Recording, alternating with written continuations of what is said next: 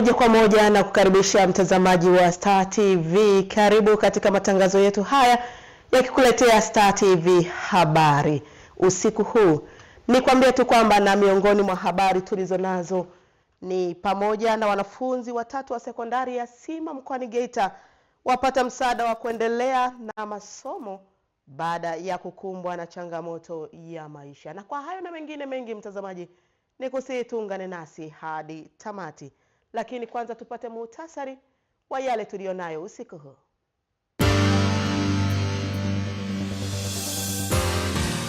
Serikali yaahidi kufanyia kazi changamoto zilizoibuliwa na wakuu wa taasisi za umma na sekta binafsi zinazokwamisha ufanisi wa miradi ya PPP. Wizara ya Elimu, Sayansi na Teknolojia yawasisitiza wadau kushirikiana kutekeleza programu ya utoaji wa chakula shuleni. Kwa habari za biashara na uchumi, shirika la viwango Tanzania TBS kanda ya Ziwa Mashariki limeteketeza shehena ya bidhaa zilizo kinyume na matakwa ya viwango. Katika habari za kimataifa, Iran yasema dunia inapaswa kuwa tayari kupanda kwa bei ya nishati ya mafuta. Na katika habari za michezo na burudani, kocha wa Aston Villa Unai Emery aweka rekodi ya kipekee na klabu hiyo.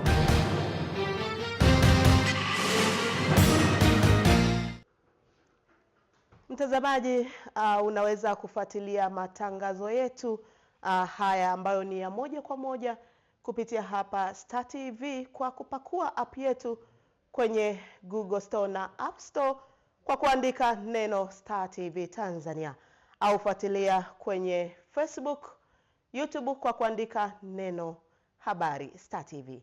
Ninaitwa Gigwa Mhule, karibu tuwe sote.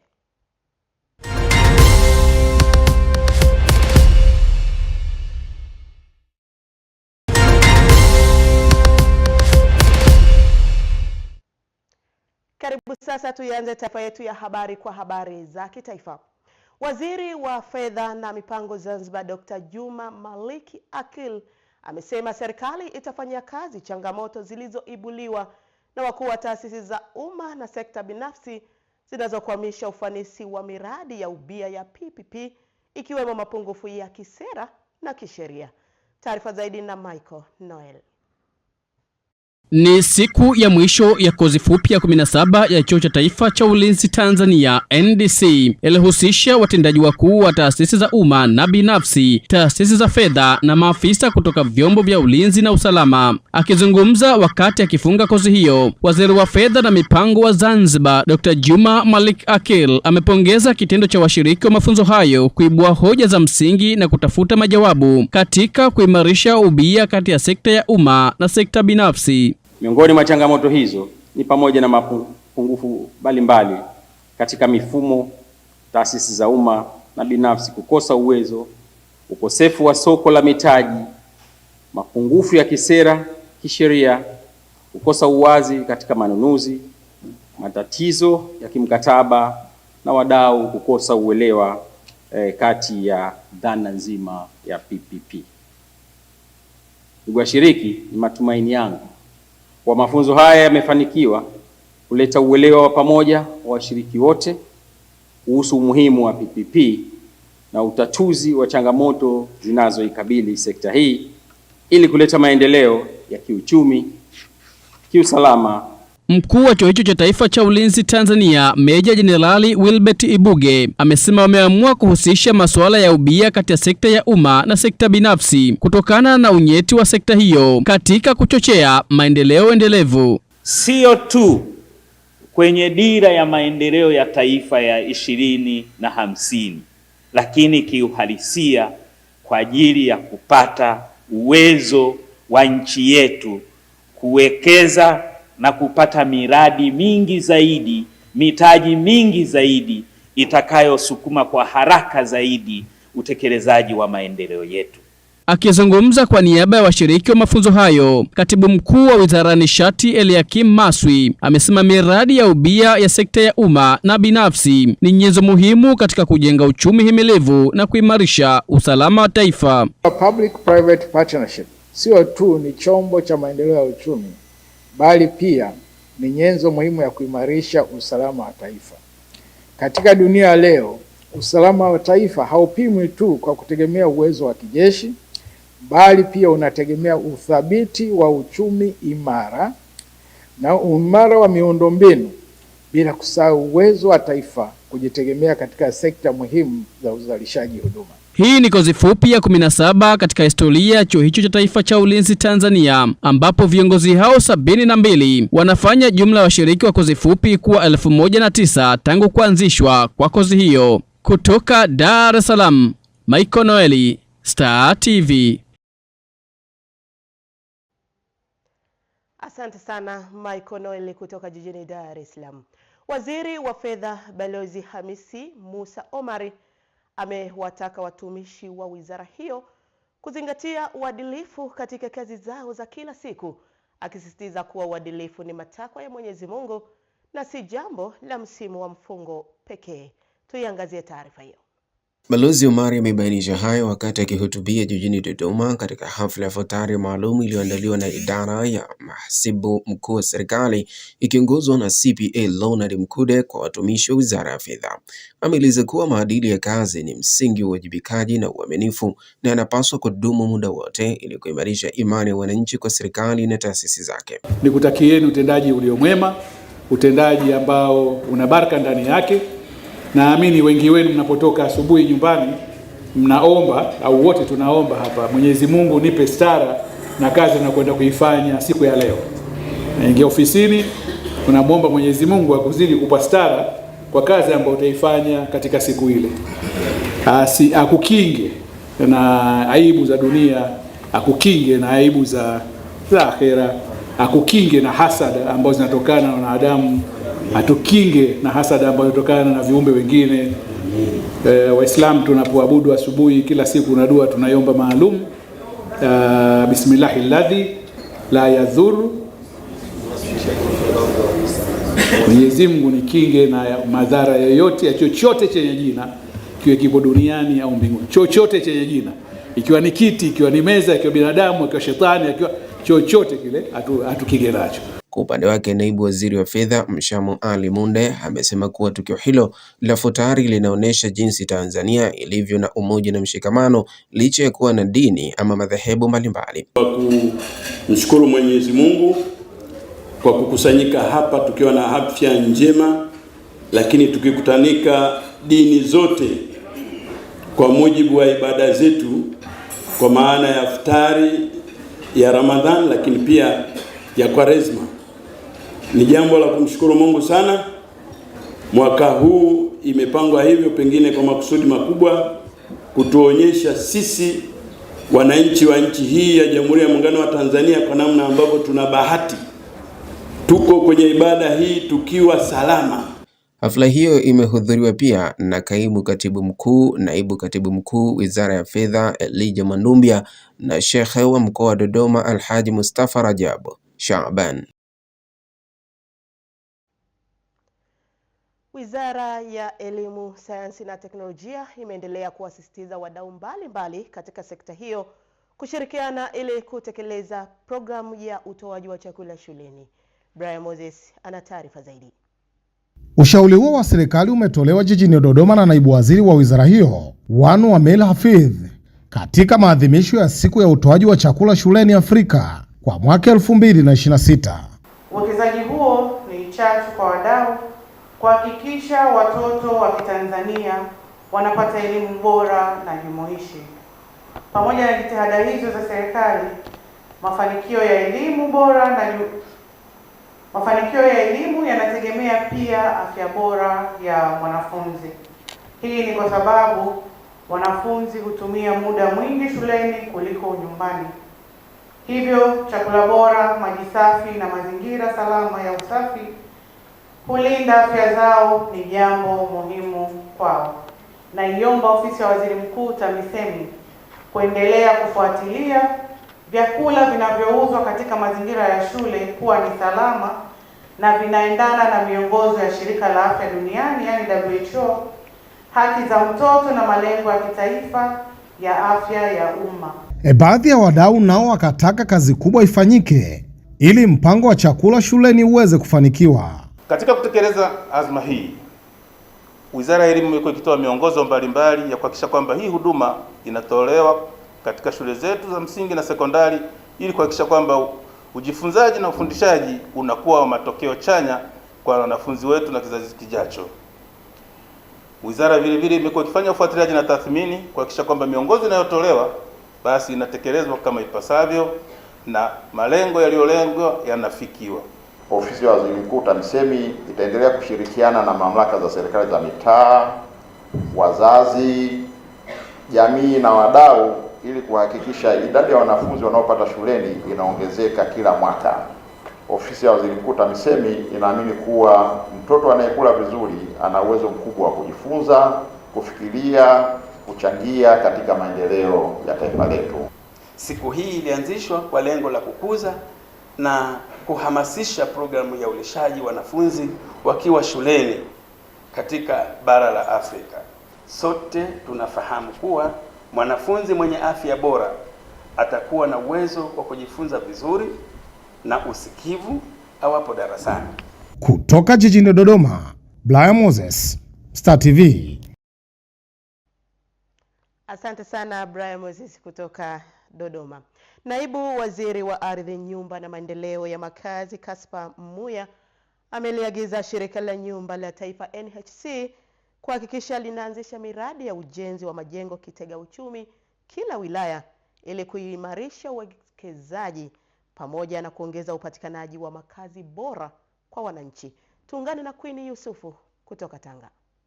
Naibu Waziri Kaspa Muya ametoa agizo hilo wakati wa ziara yake ya kukagua maendeleo ya ujenzi wa jengo la kitega uchumi la Mkwakwani Plaza ambalo linasimamiwa na Shirika la Nyumba la Taifa NHC ambalo lina nyumba 20 za makazi na maeneo ya biashara. Lakini zaidi ya 70% ya jengo hili tayari watu wameshaanza kuchukua nafasi kutaka kununua. Kwa maana kuna mahitaji zaidi hapa Tanga. Kwa hiyo ni ushauri wangu muanze kufikiri, kwa sababu hapa amjengi tu kwa ajili ya huduma, mnafanya kama kitega uchumi. Anzisheni miradi mikubwa ambayo inahitaji kutoa huduma kwa wananchi katika wilaya na mikoa yake ili kujipambanua utofauti wenu na mashirika mengine yoyote yale. Kwa upande wake msimamizi mkuu wa mradi huo Mhandisi Ephraim Musigo amesema mradi huo tayari umefanikiwa kutoa ajira 189 ndani ya mkoa wa Tanga pamoja na ajira 47 kwa mikoa mingine. Tumezalisha ajira 189 kwa watu wa wenyeji wa Tanga. Ila tumezalisha ajira 47 kwa wenyeji wa mikoa mingine ambao tunataka kuja kufanya kazi. Kwa asilimia kubwa wa kazi ambao wafanyakazi ambao wanafanya kazi katika mradi huu, asilimia kubwa ni watu wanaotoka mkoa wa Tanga. Na namshukuru Mungu kwa sababu wao wafanyakazi hao ndio wengine wananiambia kwamba bana, huko ulipochukua mzabuni huyu unapata hasara, badilisha mzabuni huyu. Kwa mzabuni huyu unapata hasara, badilisha mzabuni huyu. Imenisaidia sana kuweza kupata sehemu ya kuweza kusave kwenye kazi zangu. Baadhi ya wananchi waliopata ajira katika mradi huo wamesema nafasi hizo zimewasaidia kuboresha maisha yao kwa kupata kipato na kujikwamua kiuchumi. Sema kweli nashukuru. Cha kwanza ni kuwepo nyumbani, ghafla nikapigiwa simu nikaja katika hii kazi. Pesa ninazopata hapa zinasaidia malengo. Cha kwanza nasomesha mtoto wangu kupitia huu mradi wa National Housing. Cha pili nasaidia wazazi wangu na mahitaji yangu ya mimi kama mimi. Kuhusiana na kipato nachopata kinaridhisha. Na kinastahili kukizi mambo yangu yote. Mradi wa ujenzi wa jengo la Mkwakwani Plaza unatarajiwa kugharimu kiasi cha shilingi bilioni 8.6 ukiwa umefikia 37% ya utekelezaji wake. Queen Yusufu, Star TV, Tanga. Waziri wa Habari, Utamaduni, Sanaa na Michezo Dr. Riziki Pembe Juma amewataka waandishi wa habari kuitumia kalamu vizuri kwa hekima, uwajibikaji na uzalendo ili kiwe chombo cha kuimarisha mshikamano katika jamii. Tuungane na Abdalla Pando.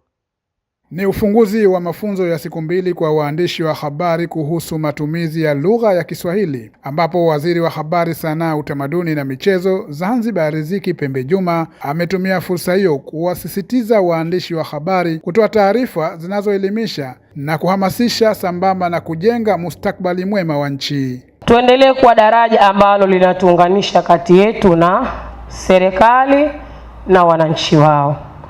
tusiwe hapa katikati sisi tukandoki, yani kichonganishi cha serikali na wananchi wake. Kwa hiyo tuyazungumze yaliyokuwa ndiyo, tuhamasishe jamii na tubadilishe mtazamo wa jamii. Katibu mtendaji wa Baraza la Kiswahili Zanzibar, Dr. Mwanahija Ali Juma, anasema mafunzo hayo yana lengo la kuhamasisha waandishi wa habari kutumia Kiswahili fasaha na sanifu katika kazi zao. Imani yetu kuwa mafunzo haya yatawapa fursa washiriki kuongeza maarifa, kubadilishana uzoefu na kujenga misingi imara ya uandishi wa habari unaozingatia maadili lakini unazingatia matumizi sahihi, fasaha na sanifu. Kwa upande wake, mkufunzi wa mafunzo hayo Dr. Amuri Abdullah Hamis amesema lugha ya Kiswahili ni bidhaa muhimu, hivyo ipo haja kwa serikali kulipa nguvu Baraza la Kiswahili Zanzibar ili kukuza zaidi Kiswahili. Ninaushauri serikali kwanza iipe nguvu hili Baraza la Kiswahili. Kwa maana gani? Ile ndio mnaita nini, bajeti yake iwe hiyo nzito, kwa sababu waweze kuchapisha. Kamusi lipo, tumeliandika, lakini tumelifanyia marekebisho. Mada 5 zimewasilishwa katika mafunzo hayo yaliyohudhuriwa na waandishi wa habari wa vyombo mbalimbali hapa Zanzibar, ikiwemo mada ya historia ya Kiswahili, chimbuko, asili na usanifishaji. Mada nyingine ni uwakifishaji, alama na vituo vya uandishi, sambamba na mada ya nadharia ya habari na nyinginezo. Abdalla Pandu, Star TV, Zanzibar. Maafisa elimu wa mikoa nchini wameagizwa kuchakata upya na kuwasilisha mapendekezo yao katika Wizara ya Elimu, Sayansi na Teknolojia kuhusu haki za mtoto wa Tanzania, walimu na jamii katika sekta ya elimu. Tupate taarifa kamili. Akifunga mafunzo ya siku 5 ya uongozi na usimamizi wa elimu kwa maafisa elimu wa mikoa 26 ya Tanzania bara yaliyofanyika jijini Arusha, Kamishna wa Elimu Dr. Yabweni Mtahabwa ameeleza kusikitishwa jinsi watoto wadogo wanavyotendewa ndivyo sivyo katika safari ya kusaka elimu na masuala ya kijamii. Bahati mbaya Tanzania, mtoto wetu sasa tumemnyang'anya utoto wake. Watoto wanaamshwa alfajiri, wanarudi nyumbani usiku, wana mabegi mazito, wana assignments lukuki, maswali lukuki, muda kukaa na kuchanganyika na familia na jamii na kucheza michezo yetu ile ya zamani haupo, ni taaluma tu. Yumkini tafakuri ya maisha ya mbele ya mtoto asiyepata muda wa kutosha wa kulala ndio iliyomtoa machozi kamishina huyo. Athari za kumwamsha mtoto mdogo miaka 0 hadi 8, wataalamu wanaelewa, ukuaji wa ubongo kuharibika. 11 kama amka kadogo, mama amka, jiandae. Why are you doing this? Why are you doing this jamani? Kwa nini? Na sisi tupo tumekaa tu. Na sisi tupo, mtoto aende wapi? Mtoto aende wapi? Kuhusu mafunzo hayo yaliyotolewa na Wakala wa Maendeleo ya Uongozi wa Elimu ADEM, wasimamizi wa elimu ikiwemo TAMISEMI na mradi wa shule bora wanasema kinachosubiriwa sasa ni majibu kwa vitendo. Ofisi ya Waziri Mkuu TAMISEMI kupitia idara ya usimamizi wa elimu tuna uhakika yanakwenda kufikishwa na yataleta mabadiliko ya kudumu katika maeneo kama sio mikoa wanayosimamia. Na hili wazo la kuwajengea uwezo lilitoka kwao wao. Kwa hiyo maeneo ambayo wamejengewa uwezo waliainisha wao wenyewe. Tunafurahi sana tukiona kila mtoto wa Mtanzania aweze kupata elimu inayostahili, hususan katika kipindi hichi ambao wizara yetu ya elimu inafanya mageuzi makubwa sana katika masuala ya elimu. Baadhi ya maafisa elimu kutoka mikoa tofauti wameeleza jinsi walivyoimarishwa katika masuala ya uongozi na usimamizi. Tulikuwa tuko kizamani mno, mafunzo haya yametupa njia mpya za kuwaendea watu. Na sisi tumefundishwa hapa namna ya kuwatamia walimu, wanafunzi, kuwatia moyo. Maeneo yote ambayo wamepitia yatatusaidia namna ya usimamizi kuboresha katika ofisi zetu, lakini na kuwapa raha walimu, kuwasikiliza badala ya kutengeneza gap, basi tunawasogeza karibu na sisi. Mafunzo hayo yametolewa kupitia programu ya shule bora chini ya ufadhili wa Cambridge Education. Angelo Mwaleka, Star TV. Watanzania wametakiwa kutii na kuheshimu amri za mahakama pindi mashauri ya migogoro yanapotatuliwa na chombo hicho ili kuepuka ukiukwaji wa sheria. Taarifa zaidi na Sharifa Suleimani. Hapa ni katika mtaa wa Kanenwa, kata Kishiri, wilayani Nyamagana, mkoani Mwanza. Elimu ya kisheria kwa wananchi inatolewa hapa na shirika la kutetea haki za binadamu, yani Safer World Organization Tanzania SWOT, lililo chini ya mkurugenzi wake Manga Msalaba. Manga anatekeleza jukumu hili baada ya Maria Nyanda kuona wananchi wa eneo hilo wanakaidi agizo la Baraza la Ardhi na Nyumba lililompa ushindi wa kesi ya mgogoro wa ardhi aliofungua mwaka 2023 dhidi ya Elikana Mpuya. Mahakama ni taasisi au chombo cha juu sana cha utoaji haki. Sasa kama kimefanya hivyo, kimefikia hatua hiyo, alafu sisi tuje tubatilishe, inakuwaje? Haiwezekani yani. Nadhani kila mtu hilo wanajua. Watu wote wafuate msingi wa sheria. Mtu ambaye hajaelewa sana juu ya ufafanuzi, ofisi yetu pale iko wazi na uzuri iko karibu sana na hiyo mahakama, ni mahakamani tu pale. Anaweza akaja tukampa ufafanuzi mwingine wowote. Elikana Mpuya ni mlalamikiwa ambaye anadai kuuza baadhi ya maeneo ya mjane Maria. Anaeleza hali halisi ilivyokuwa na kuahidi kutii sheria, huku mtendaji wa mtaa wa Kanenwa Kishiri, Teresia Maricelino, anasisitiza lililoamuriwa na baraza lafaa kufuatwa. Na hakuna muhimili wote unaweza kuingilia kazi kwenye muhimili mwenzake. Kwa kama muhimili ipo imewekwa na serikali, na siwezi kuingilia mimi sana mambo ya mahakama. Kwa hiyo mahakama lazima utaiacha ifanye kazi yake, na mimi napokuja majukumu yangu nitafanya majukumu yangu. Pili, hakuna ushahidi, hakuna mashahidi waliotoka kwenye site. Akanijibu yule mheshimiwa ya kwamba ni wakili na wakili ndio walikuwa wanajibishana kwa mazungumzo. Mimi ni mtekelezaji. Okay, nikakiri nikaelewa. Naye Maria Nyanda amelishukuru Baraza la Ardhi na Nyumba kwa kumpa haki yake na kuliomba shirika la SWOT kuendelea kufanya kazi kwa ajili ya wananchi wanyonge. Nashukuru shirika langu SWOT ambalo limenipa ushirikiano kwa ajili ya kuomba ngazi za juu ziweze kunisaidia zaidi, kwa sababu mimi ni mjane niliyoachwa na mume wangu. Ninatetea haki yangu na haki ya watoto wangu. Shirika la SWOT lina jukumu la kufanya utetezi wa kisheria kwa makundi mbalimbali. Sharifa Suleiman, Star TV, Mwanza. Mtazamaji, kutoka hapa jijini Mwanza, sasa ni kualikia tuelekee mkoani Morogoro, ambapo tunajuza kuwa wanawake wenye umri wa kuanzia miaka 40 wametajwa kuwa katika hatari zaidi ya kupata saratani ya shingo ya kizazi. Wengi wao pia hugundulika wakiwa tayari katika hatua za mwisho za ugonjwa huo. Taarifa zaidi na Omari Huseni. Mkurugenzi mtendaji hospitali ya taifa Muhimbili amesisitiza umuhimu kwa jamii kujenga utamaduni wa kuchunguza afya mara kwa mara, hususan kwa magonjwa yasiyo ya kuambukiza, mathalan saratani ya mlango wa shingo ya kizazi, miongoni mwa magonjwa hatari yanapochelewa kutambuliwa. Saratani ya shingo ya kizazi pamoja na saratani ya matiti bado ni tatizo nchini kwetu, na wanawake wengi wanakuwa wanafika katika zile hatua za mwisho, na ni wachache sana ambao tunawapata wakiwa katika hatua za awali ambako tunaweza tukawatibu. Katika kuhamasisha uelewa wa masuala ya afya kwa wanawake, shirika la Compassion Tanzania kupitia kituo cha huduma ya mama na mtoto kanisa la TAG Mikumi wameendesha semina kwa wanawake kuhamasisha umuhimu wa kujali afya. Tumeamua kufanya hivi kwa sababu tunaamini kwamba katika maendeleo au makuzi ya mtoto inategemea sana afya ya mama. Kwenye kituo chetu tuna wamama 50 ambao tunawahudumia. Kwa hiyo tumelenga kuwasaidia, lakini pia tunatamani hao wamama wawe mabalozi wazuri kwenye jamii, kwa sababu pia Compassion inalenga kuisaidia jamii. Baadhi yao wakazi wa Mikumi waliohudhuria mafunzo hayo wameeleza uduni wa elimu kama sababu ya kushindwa kudhibiti ugonjwa huo, lakini pia hofu ya kwenda hospitalini kupima afya mara kwa mara. Nilikuwa natamani kupima, ila nilikuwa sijui nianzie wapi.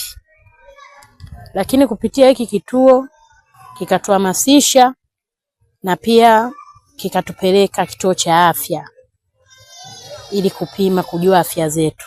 Na ingine pia ni kutokujali. Ingine pia ni aibu. Najua mwanamke ameumbiwa katika hali ya aibu. Kupitia shirika hili la Compassion tumeweza kutoa elimu juu ya afya ya kansa shingo ya kizazi, na wanawake wengi wameweza kuelewa umuhimu wa kupima na kujua afya zao, na wameweza kupata huduma. Pamoja na lengo la elimu kwa watoto na mipango ya kukabiliana na umaskini, shirika la Compassion Tanzania limewekea pia mkazo masuala ya afya, hususan kwa akina mama ambao ndio wasimamizi wakuu wa familia na jamii. Kutoka hapa mkoani Morogoro, Omari Hoseni wa Star TV. Kaimu mwenyekiti wa halmashauri ya misheni uinjilisti KKKT Askofu Oscar Lema amewataka waumini kufuata mafundisho ya neno la Mungu ili kuacha matendo yanayomchukiza Mungu. Tupate taarifa kamili.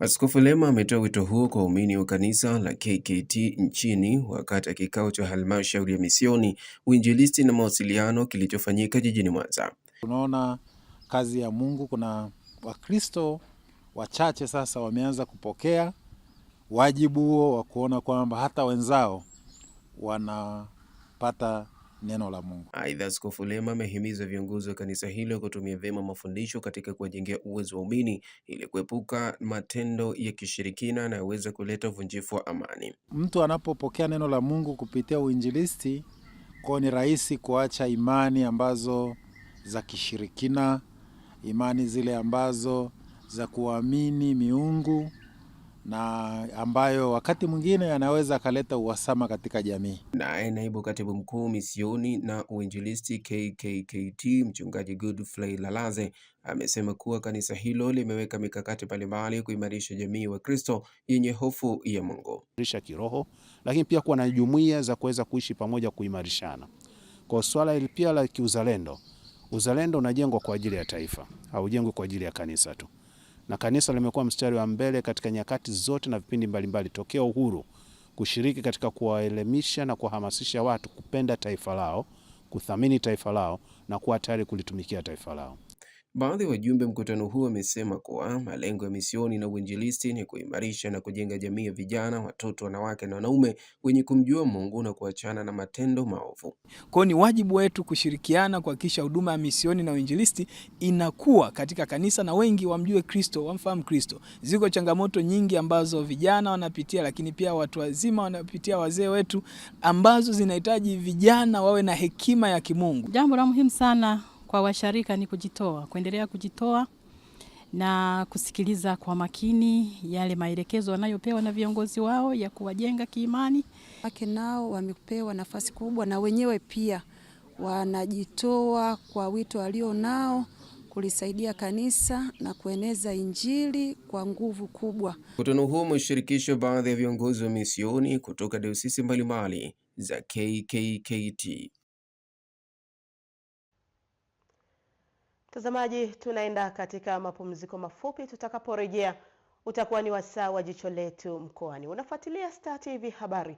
Jina langu ni Gigwa Mhule, endelea kuwa nasi.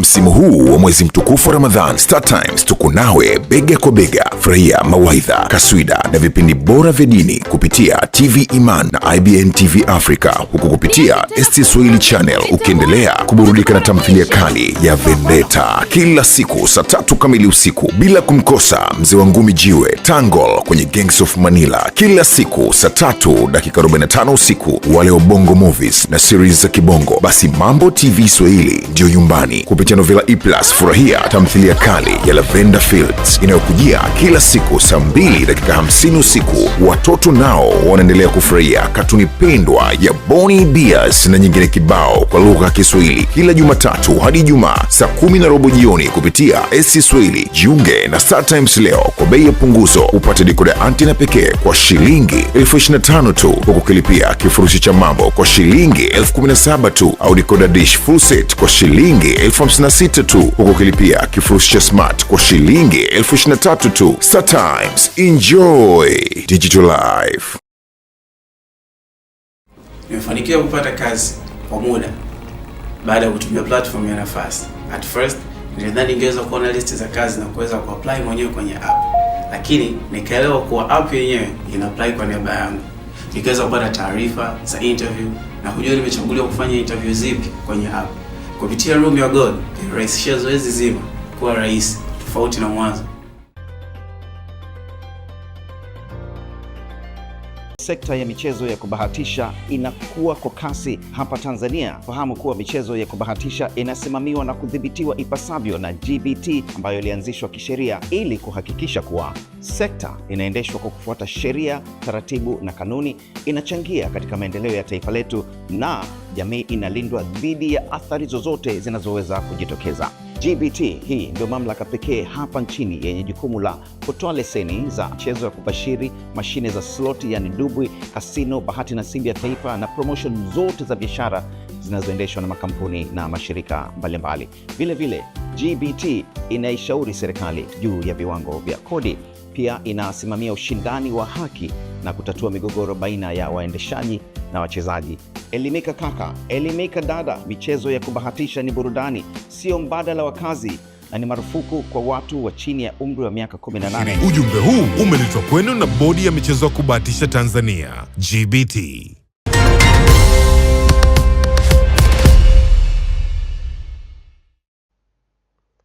Asante kwa kuendelea kufuatilia Star TV habari. Karibu sasa ni wasaa wa jicho letu mkoani. Na leo tupo mkoani Geita ambapo tunajuzwa kuwa wanafunzi watatu wa shule ya sekondari ya Sima wamepata msaada wa kuendelea na masomo yao baada ya kukumbwa na changamoto ya maisha iliyowalazimu kusimama barabarani kuomba msaada wa kulipa kodi ya chumba walichokuwa wanaishi mtaani. Hata hivyo, tukio hilo limegeuka kuwa mwanzo wa matumaini mapya baada ya wadau wa maendeleo kuguswa na hali yao. Hii hapa simulizi kutoka kwa Salma Mrisho. Usiku wa Machi 9 haukuwa wa kawaida kwa wanafunzi hawa watatu. Baada ya kodi ya chumba walichokuwa wanaishi kuisha, wakidaiwa shilingi 8,000 kwa mwezi, waliambiwa wazi walete pesa au waondoke. Kwa huzuni kubwa lazimika kutoka nje usiku huo, wakibeba matumaini yao mikononi. Bahati nzuri msamaria mmoja alionea huruma na kuwapa hifadhi ya usiku mmoja. Kwa siku ya Jumatatu usiku akatukimbiza akatuambia hivi tena tukatafuta hela kidogo tu tulala nje. Machi 10 walikaa pamoja wakitafakari mustakabali wao, ndipo Martha akatoa wazo la kwenda barabarani kusimamisha magari kuomba msaada mdogo, angalau shilingi 20,000 ili walipe kodi na warejee darasani. Mvua ilikuwa inanyesha, magari mengi yalipita bila kusimama. Wakati matumaini yao yakianza kufifia, gari moja hatimaye lilisimama. Mama huyo tulienda naye mpaka hapo nyumbani akatulipia hiyo hela. Na kwa kweli ilikuwa ukweli kabisa. Hatukuongea uongo. Musa Masanja, mdau wa maendeleo, aliposikia hadithi yao akaguswa sana. Baada ya kuwapa msaada mdogo tu, ameamua kubadilisha maisha yao na sasa wanafunzi hawa watasomeshwa hadi watakapomaliza elimu yao. Kweli mwalimu mkuu nilikutana naye akanieleza kweli watoto hawa bwana hatuko nao kwenye hosteli, wanaishi wamepanga mtaani. Kamwambia basi mimi naishi Mwatulole, nahitaji niwasaidie hao watoto. Naomba sasa uniandikie orodha ya mahitaji ya hao watoto. Pia tunaomba ushirikiano kwa walimu, wazidi kuwafuatilia hata katika uwezo wao wa kimasomo darasani ili waweze wawasaidie ili angalau waweze kupanda. Kama wako chini kielimu, sisi tutawasomesha kama watafaulu, yani tutawasomesha mpaka watakapokomea wao. Kila mmoja wao ana historia ya maisha yenye maumivu, lakini hawajawahi kukata tamaa ya kutafuta elimu. Yani anakaa na mama yake wa kambo. Yule mama wake wa kambo hamjali kimaadili, kimasirai. Kutoka magetoni hadi hostel, ishara ya kuwa watabadilika kitaaluma. Kidato cha pili wote hao walipata daraja la 4, mwingine alikuwa na 26, mwingine 27 na mwingine 28. Ufaulu wao utaongezeka siku hadi siku. Watoto hawa tunawasimamia kwa ukaribu sana ili waweze kutimiza malengo yao. Siku ile ya mvua barabarani hawataisahau. Ilionekana kama mwisho wa matumaini yao, lakini sasa imekuwa mwanzo wa ndoto mpya. Kutoka wilayani Sengerema mkoani Mwanza, Salma Mrisho, Star TV. Asante sana Salma Mrisho kutoka Sengerema Mwanza, na sio Geita kama nilivyokujuza hapo awali. Mtazamaji, baada ya mapumziko mafupi tutakuletea habari za biashara na uchumi. Endelea kubaki hapo hapo.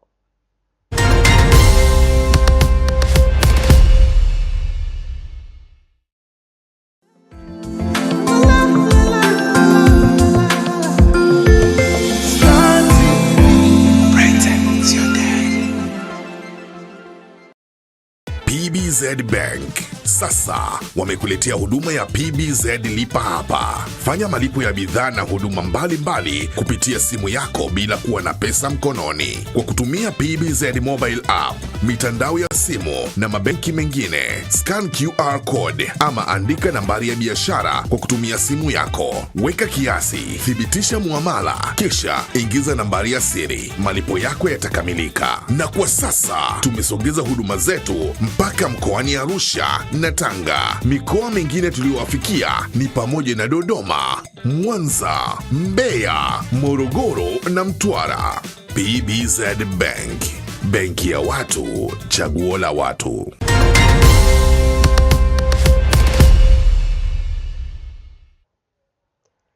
Karibu sasa katika habari za biashara na uchumi.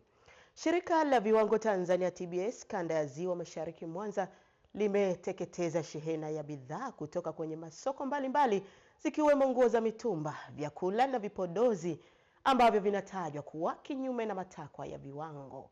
Tuungane na mwandishi wetu. Ndani ya kituo mahususi cha kukusanyia taka cha Buhongwa jijini Mwanza, shirika la viwango Tanzania TBS kanda ya Ziwa Mashariki Mwanza linashuhudiwa kuteketeza bidhaa ambazo zilikamatwa zikiwa zinauzwa sokoni licha ya kuwa kinyume na takwa la sheria ya viwango. Miongoni mwa bidhaa hizo ni nguo za mitumba za ndani ambazo ndio zimekithili licha ya katazo la kuingia kwa nguo hizo. Wapo ambao wamekuwa wakitumia, jambo ambalo ni hatari kwa afya zao.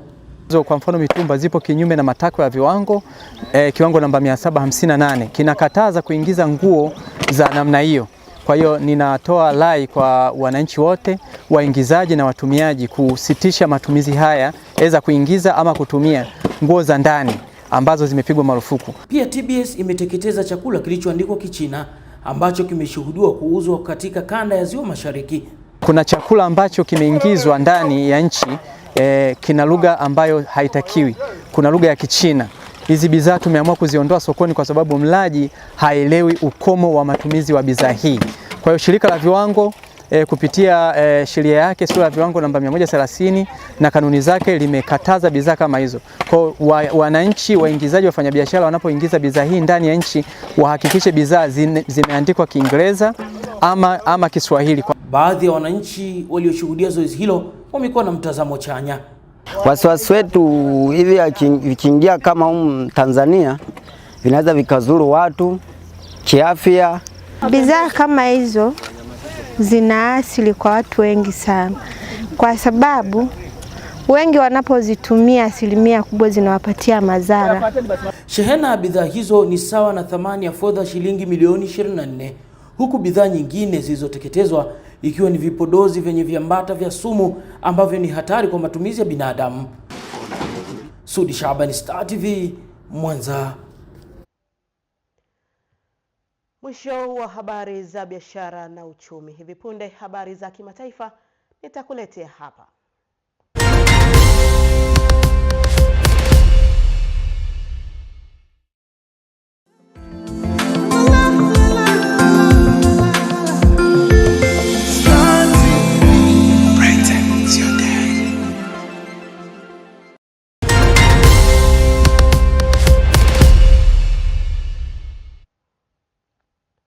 Karibu sasa katika habari za kimataifa. Kiongozi mpya wa Iran Mojtaba Khamenei ametoa hotuba ya kwanza ya kulipa kisasi dhidi ya Marekani na Israel. Chazi Machogo ana undani wa habari hiyo. Aims and goals have been foiled and aborted. Kiongozi wa ngazi ya juu wa Jamhuri ya Kiislamu wa Iran Mojtaba Khamenei ametoa hotuba ya kwanza kwa njia ya luninga, ilhali ujumbe wake ukiwafikia wa Iran kwa njia ya sauti ya mtangazaji pasi na yeye mwenyewe kuonekana kwake kwenye picha mjongeo. Kiongozi huyu mkuu mpya wa Iran Mojtaba Khamenei, ambaye bado hajaonekana hadharani, ameapa kwa kulipiza kisasi juu ya kifo cha baba yake pamoja na kifo cha mke wake na vifo vya wana Iran tangu kuanza kwa vita vya Marekani na Israel. Mzee huyu mwenye umri wa miaka 56 bado hajaonekana hadharani tangu kuteuliwa kwake, na maafisa wa serikali wameonyesha kuwa alijeruhiwa kidogo wakati wa vita vinavyoendelea. Luninga ya serikali haikutoa maelezo kwa nini matamshi hayo yalisomwa na mtangazaji badala ya kutolewa kwa video au anwani ya sauti. Mnamo Februari 28, Israel ilimuua kiongozi mkuu wa taifa hilo, Ayatollah al-Sayyid Javad Khamenei, katika shambulizi la anga mwanzoni mwa mashambulizi ya pamoja na Marekani na Israel dhidi ya Iran na kusababisha vita ambavyo vimeenea kote Mashariki ya Kati. Tukiangazia Israel, Waziri Mkuu wa Israel Benjamin Netanyahu amesema kampeni ya pamoja ya Marekani na Israel inaendelea kuiponda Iran na kundi la wanamgambo la Hezbollah la nchini Lebanon. Katika hotuba ya television, Waziri Netanyahu amesema vita dhidi ya Iran vinalenga kuweka mazingira kwa raia wa Iran ya kuuangusha utawala wao pamoja na kudhoofisha programu zake za nyuklia na makombora. Waziri Netanyahu amesema anataka kutumia mzozo huo kuondoa madarakani utawala wa viongozi wa kidini mjini Tehran. Aidha, pia ametuma ujumbe binafsi kwa kiongozi mpya wa Iran akisema kuwa wamemwondoa mtawala wa zamani na mtawala mpya aliyemtaja kuwa kibaraka wa jeshi la walinzi wa mapinduzi IRGC ameshindwa kujitokeza hadharani. Wakati huu Hezbollah imedai kufanya mashambulizi kadhaa dhidi ya Israel, ikiwemo karibu na mji wa Caesarea kuliko na makazi binafsi ya Netanyahu. Kwingineko, kamandi kuu ya Marekani CENTCOM imetoa taarifa inayosema ndege ya Marekani aina ya KC-135 ya kujaza mafuta imeanguka magharibi mwa Iraq. Hatua hiyo inaangazia hatari za kuamrishwa kwa shughuli za kijeshi kote Mashariki ya Kati. Wakati huo makundi ya upinzani ya Iraq na washirika wa Iran wamedai kuidungua ndege ya jeshi la anga la Marekani KC-135 Stratotanker ya kubeba mafuta ya ndege. Msemaji wa makao makuu ya makundi hayo, PBUH, amesema ndege hiyo ya Marekani ya kubebea mafuta ilidunguliwa na kombora lililorushwa na makundi ya upinzani wa magharibi mwa Iraq bila ya kutoa uthibitisho wa maelezo hayo. CENTCOM imethibitisha ajali hiyo ambayo haikusababishwa na shambulio la adui au rafiki. KC-135, ndege maarufu ya jeshi la anga la Marekani tangu miaka 1950, ina jukumu muhimu katika kupanua safu ya uendeshaji wa ndege za kivita na mabomu kupitia kujaza mafuta ya ndege zingine muhimu kwa mashambulizi ya anga yanayoendelea dhidi ya Iran na maeneo ya jirani. Na sasa tuweke nukta kubwa katika habari hii. Serikali inayoongozwa na jeshi la Guinea imevunja vyama 40 vya siasa, ikiwa ni pamoja na makundi makuu ya upinzani kupitia amri iliyotolewa usiku wa manane Ijumaa. Hatua hiyo inavivua vyama hivyo hadhi yao ya kisheria na udhibiti wa mali zao, huku mamlaka zikidai kwamba zilishindwa kufuata mahitaji ya kisheria kama vile kuwasilisha taarifa za lazima za kifedha. Viongozi wa upinzani wanakataa shutuma hizo na kuonya kwamba Guinea sasa ni taifa la chama kimoja. Ikumbukwe Rais Mamadi Doumbouya alichukua madaraka katika mapinduzi ya mwaka 2021 na kuahidi mpito hadi demokrasia, lakini wakosoaji wanasema amri hiyo inazidisha ukandamizaji dhidi ya uhuru wa kisiasa kabla ya uchaguzi wa wabunge unaotarajiwa kufanyika Mei. Shukrani sana Charles Machugu. Mtazamaji, tunaenda mapumziko mafupi, nitakaporejea nitakupeleka viwanjani.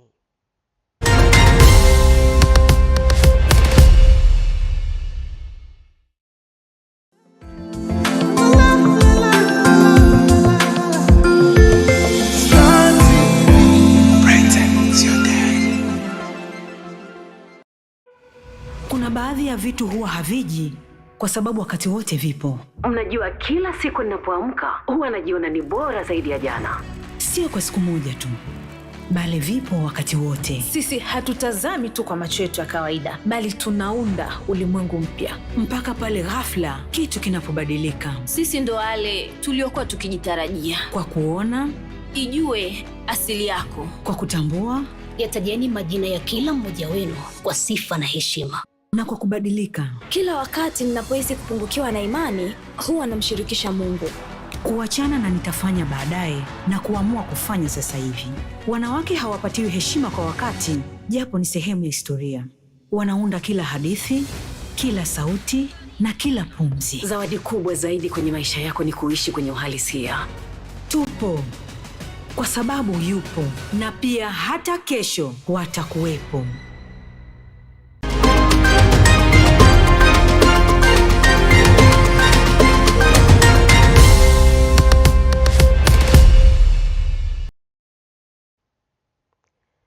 Karibu sasa katika ukurasa wa michezo na burudani. Waziri wa Habari, Utamaduni, Sanaa na Michezo Paul Makonda amewataka viongozi wa mashirikisho na vyama vya michezo nchini kutekeleza ahadi zao za kukuza michezo katika vyama vyao ili kuendana na kasi ya serikali katika kukuza michezo nchini. Taarifa zaidi na Bwana Shomari. Makonda amewataka viongozi wao kwenye mkutano wa Baraza la Michezo la Taifa BMT na viongozi wa vyama vya mashirikisho na michezo nchini. Amesema chama au shirikisho litakaloshindwa kuendana na katiba yao ya kukuza mchezo na usimamia hatawavumilia kuendelea kuongoza. Hebu kila chama, kila uongozi utoke hapa uamue kwamba sasa mchezo wetu wataujua. Kwa sababu hii kazi, ngoja jamani, hii kazi sio kuteuliwa, uliomba mwenyewe, ulikuwa na maono, ulionyesha namna gani utatutoa tulipokuwa kutupeleka tunakotaka kwenda, na ndio maana ukawashinda wengine ukashinda wewe. Amewasisitiza viongozi wa vyama hivyo kusimamia mapato na matumizi ya vyama vyao. Amani tunayo sisi wenyewe. Tukitaka watu watuletee pesa, sisi wenyewe tuna uwezo wa kudrive watu wakaleta nini? Pesa. Baadhi ya viongozi wa vyama na mashirikisho ya michezo nchini wamesema semina hiyo imeongezea hali ya utendaji kazi wa kukuza michezo nchini. Sisi ndo tumeingia madarakani, tuna mwezi sasa hivi tangu tuingie madarakani. Kwa hiyo kwa maelekezo haya yamekuja kwa wakati mwafaka. Kwanza tunatakiwa tutekeleze ajenda ya kufanya mkutano mkuu wa uchaguzi ambao tunategemea mwezi wa 4 huu tutafanya uchaguzi. Kwa sababu ni kitu moja serikali inapopongeza au inaposupport, hata nyinyi mnahamasika kwa sababu mnajua kitu mnachofanya kitu sahihi na ni kitu kizuri kwa ajili ya nchi yako. Katika hatua nyingine, waziri wa Habari, Utamaduni, Sanaa na Michezo Paul Makonda amekagua ukarabati wa uwanja wa Mkapa. Bwana Shomari, Star TV, Dar es Salaam. Kikosi cha wachezaji 18 na viongozi 5 wa timu ya soka ya Alliance FC kimeondoka jijini Mwanza kuelekea mkoani Mara kwa ajili ya mchezo wa ligi ya First League dhidi ya Biashara United utakaochezwa Jumamosi hii kwenye uwanja wa Karume mkoani humo. Tupate taarifa kamili. Wakifanya mazoezi ya mwisho kwenye uwanja Nyamagana jijini Mwanza kabla ya safari yao ya kuelekea mkoani Mara kucheza na Biashara United, kocha msaidizi wa timu hiyo Hassan Juma Haji amesema naamini wataibuka na ushindi. Andaa timu kwa ajili ya matokeo kwa sababu tunataka tuingie katika nafasi ambazo tutaenda kucheza playoff. Kwa hiyo ili tufanye hicho kila tunachokicheza maana yake kwetu sisi ni finali. Kwa hiyo tunaenda kucheza finali Musoma, tutakuwa na Biashara, tunaenda kupambania timu. Kocha huyo Hassan Juma Haji amesema hivi sasa First League ni ngumu, ina ushindani wa hali ya juu kwa maana kila timu inatafuta nafasi ya kupanda kwenda ligi ya championship. Mashabiki waendelee kutusupport kama wanavyotusupport, waendelee kutusupport. Tunawaahidi tunaenda ugenini lakini tunarudi na matokeo, na tukija nyumbani tunazidi kuwafurahisha kwa kile ambacho tunajiandaa nacho. Nahodha wa timu hiyo Hassan Mohamed na baadhi ya wachezaji wamesema wako tayari kuipambania nembo ya timu yao kuelekea katika mchezo huo wa ugenini wa dhidi ya Biashara. Kwa hiyo panapo majaliwa inshallah Mwenyezi Mungu akijalia tukikaribia kufikia mchezo huo tuondoka na pointi 3 ili kuweza kujiweka katika sehemu sahihi kuweza kuvuka katika hatua hii kwenda championship. Kulingana na mifumo ambayo tunapewa dhidi ya kocha yetu, kocha Milambo, ni mifumo mizuri ambayo tunaifanyia kazi na tumeweza kuimprove kwenye mechi zote ambazo tumeweza kuzitumia. Tumejiandaa vizuri, walimu wetu wametupa mazoezi mazuri kujiandaa na huo mchezo. Kubwa na sisi kwa saizi tupo na malengo ya kupanda ligi daraja ya kwanza. Katika mchezo wa raundi ya kwanza, timu ya Alliance Football Club iliyoko nafasi ya 4 katika kundi lao lenye timu 7 iliibuka na ushindi wa mabao 3-0 dhidi ya Biashara United, na timu ya Rhino Football Club ya Tabora inaongoza ligi hiyo ya First League ikiwa na alama 21. Nafasi ya pili inakaliwa na TIA huku nafasi ya 3 ikishikiliwa na Endorsement Football Club. Wilson Elisha, Star TV, Mwanza. Wakati michuano ya kombe la dunia ikikaribia kuanza kutimua vumbi nchini Marekani, Canada na Mexico Juni mwaka huu, baadhi ya mashabiki wa soka nchini wanatarajiwa kusafiri kwenda kushuhudia michuano hiyo. Tuungane tena na Mbwana Shomari. Mkurugenzi wa wateja wa awali na wakati wa benki ya CRDB na usimamizi wa matawi ya benki hiyo Bonaventure Paul amesema mashabiki hao watashuhudia mashindano hayo kupitia kampeni yao ya fainali ndio mpango, ili kuwapa Tanzania uzoefu wa mashindano makubwa wakati taifa linajiandaa na AFCON ya mwakani. Wakati tunazindua kampeni yetu tunasema fainali ndio mpango na Tembo Card Visa. Pia mwaka huu dunia nzima itakusanyika kwa ajili ya kushuhudia mashindano makubwa 2026 FIFA World Cup ambayo tunajua yataanza mwezi Juni. Kwa hiyo na sisi kama CRDB tumeona ni muhimu kuwapa wateja wetu nafasi ya kuwa sehemu ya msisimko huo wa kimataifa. Mdau wa michezo nchini Shafi Dauda amesema michuano ya mwaka huu itakuwa na ushindani mkubwa kutokana na kukua kwa viwango vya soka katika mataifa mbalimbali duniani. Idadi ya mechi zinakwenda kuongezeka.